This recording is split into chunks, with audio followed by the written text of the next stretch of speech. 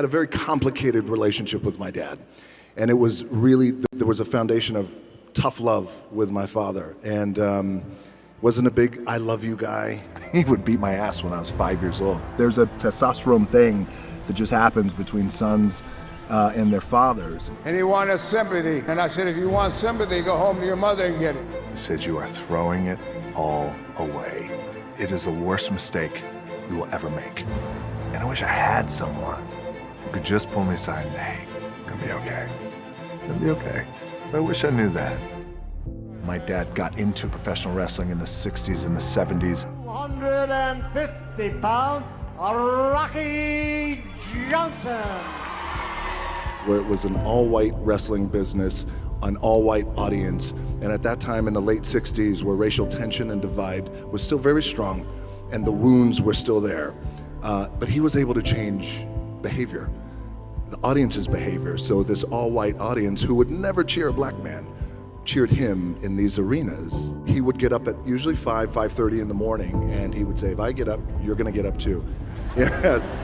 And I wouldn't work out, but he would just make sure that I was there and be with him, and that was our time that we could spend together.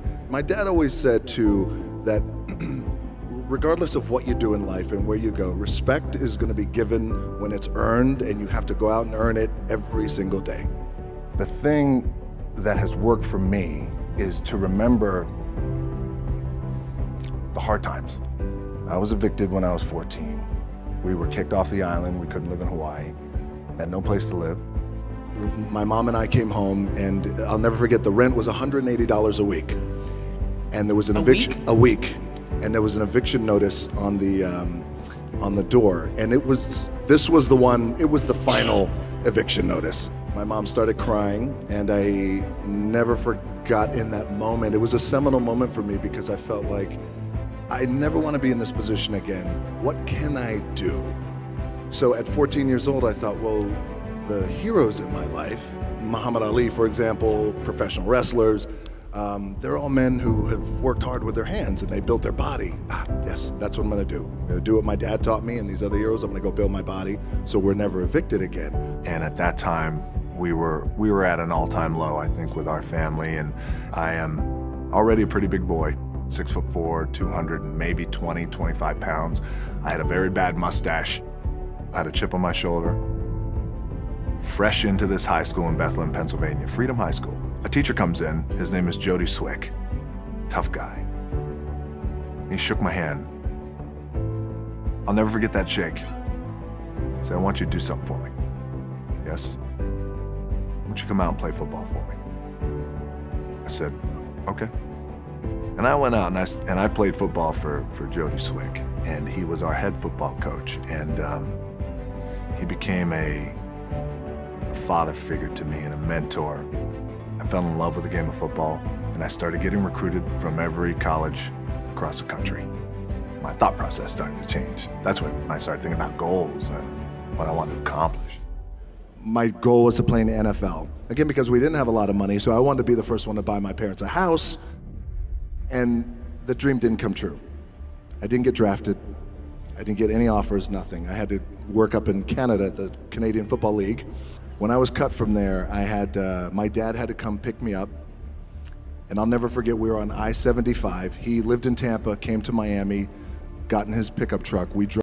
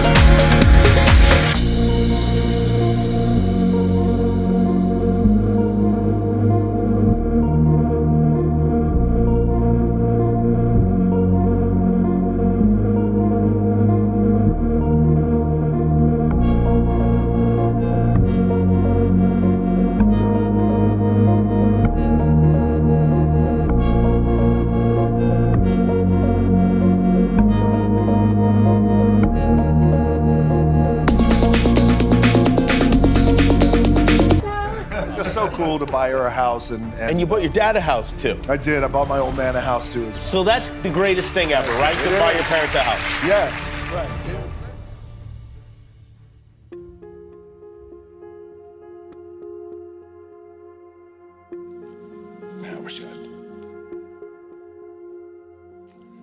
I wish I had one more shot, you know, just to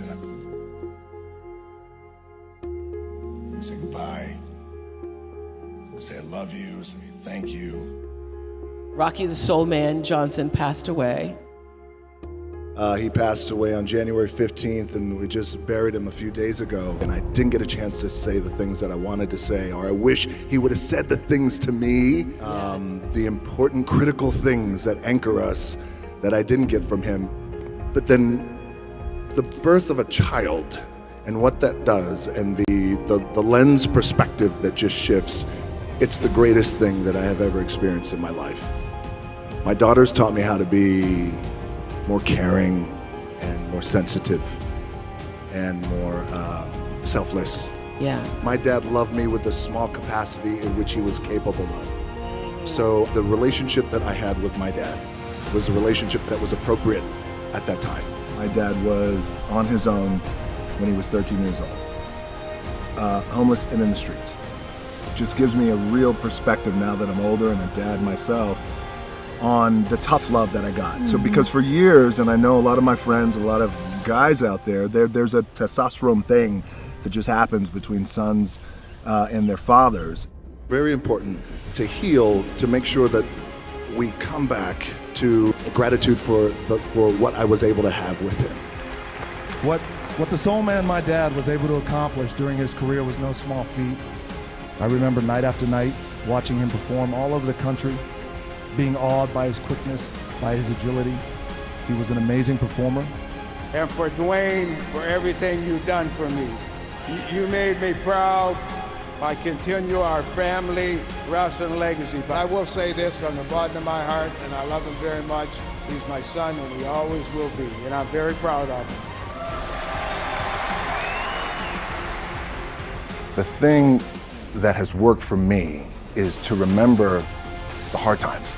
And I just remind myself, I was evicted when I was 14. We were kicked off the island. We couldn't live in Hawaii. Had no place to live. I would remember that. And it allows me then to be present in the moment and understand, holy shit, the stuff I have around me right now, this is the shit that I dreamed of when I was a kid. I am here. I try and find a way to be grateful for every single thing I have, every single day. Wins, losses, loved ones, you name it. My life wasn't always this way. It was much different many moons ago. So these days I'm grateful to the bone for everything. The other thing is hunger. You always hear people say, well, it's about being number one, about being at the top. Or how about this? You're always gonna find somebody out there who's gonna work harder.